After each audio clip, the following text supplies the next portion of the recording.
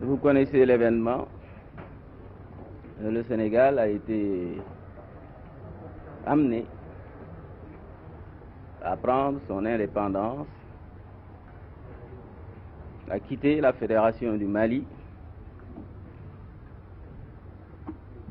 dans des circonstances qui n'ont pas dépendu de notre volonté.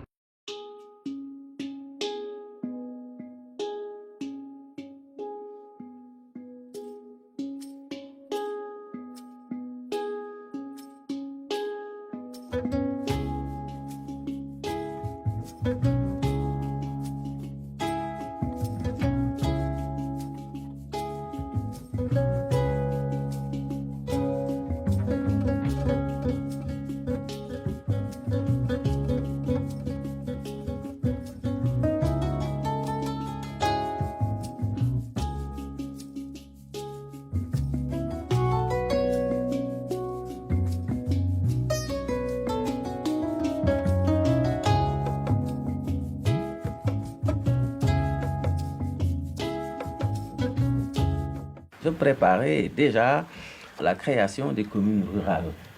Au fond, c'était le schéma chinois. Toute l'économie agricole était socialisée dans un sens autogestionnaire. Et je venais aussi de prendre un certain nombre de mesures qui déjà portaient atteinte, pas seulement au secteur capitaliste, mais même aux féodalités économiques locales que constituaient certaines confréries religieuses.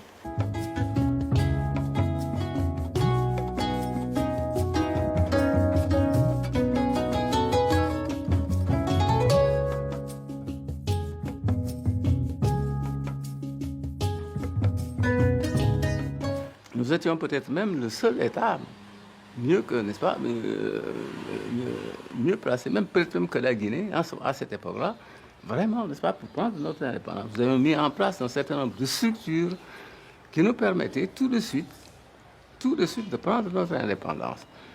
Bon, alors donc c'est en ce moment-là qu'il m'a dit, il faut maintenant que je te dise la vérité. J'ai promis au gouvernement français de voter oui. Alors pour moi, ça a été vraiment la douche froide. Pour la première fois, je me suis senti trahi.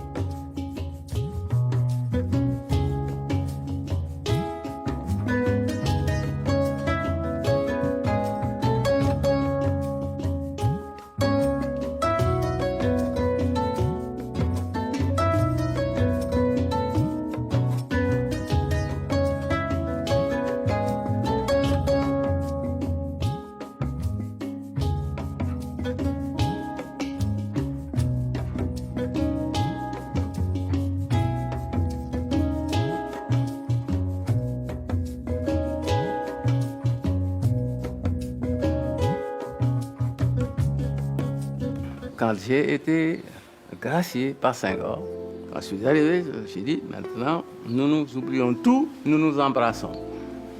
Ça a été mon geste. Je n'ai pas de rancune sur le plan personnel, je ne peux pas avoir de rancune contre lui. Mais par contre, quand je vois ce qui s'est passé, ce que le Sénégal est devenu, après, à la suite, n'est-ce pas, de ces événements-là de 62, rien que pour des questions de pouvoir parce que pour lui, il s'agit tout simplement de prendre le pouvoir personnel, régner, n'est-ce pas, de façon personnelle, ce machin sur le Sénégal, pour en arriver là, et toutes les conséquences, n'est-ce pas, que cela a eu, sur le plan de l'évolution de notre pays, alors que nous étions si bien partis. Nous étions un exemple qui aurait pu faire tache d'huile à travers toute l'Afrique. Et peut-être que cet exemple-là aurait évité à l'Afrique tout ce qui est arrivé aujourd'hui. Nos nouvelles dépendances. Tout cela, Je dis que ça aurait pu être évité s'il n'y avait pas eu cet acte de folie de sa part, d'égoïsme de sa part, de décembre 1962. Alors je dis que ça, évidemment, c'est quelque chose que je ne peux pas oublier, que je ne peux pas pardonner.